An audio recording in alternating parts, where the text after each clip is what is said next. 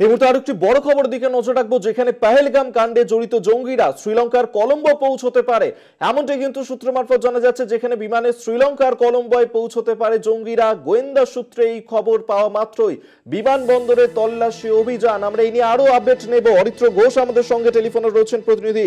অরিত্র, শ্রীলঙ্কা বিমান সংস্থার তরফে বিবৃতি দেওয়া হয়েছে, কি বলা হয়েছে তাতে?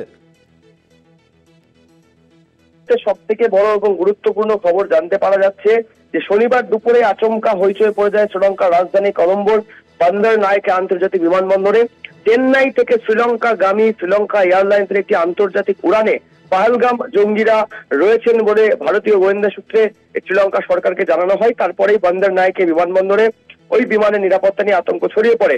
এটা জানা যায় ওই বিমান যে শ্রীলঙ্কার এয়ারলাইন্স রয়েছে, সেই এয়ারলাইন্সের তরফ থেকে একটি বিবৃতি জারি করা হয়। সেখানে বলা হয় 4RLS বিমান, যার ফ্লাইট নম্বর UL 122, তার তল্লাশি অভিযান চলছে। ভারতের নিরাপত্তা আধিকারিকদের থেকে এমন গোপন সূত্রে খবর পাওয়া গেছে যে চেন্নাই থেকে কলম্বো যাওয়ার পথে সেই পেহেলগাম হামলার অভিযুক্ত এবং সন্দেহভাজন জঙ্গিরা সেই বিমানে রয়েছে।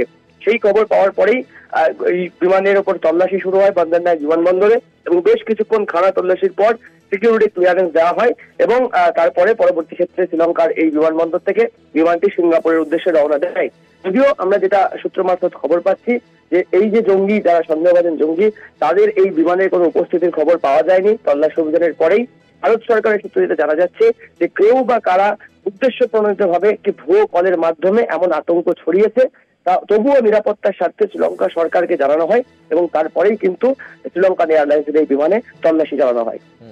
বেশ, আমাদের নজর থাকবে। আপাতত ধন্যবাদ জানাবো তোমাকে। অরিত্র ঘোষ আমাদের সঙ্গে টেলিফোনে ছিলেন প্রতিনিধি।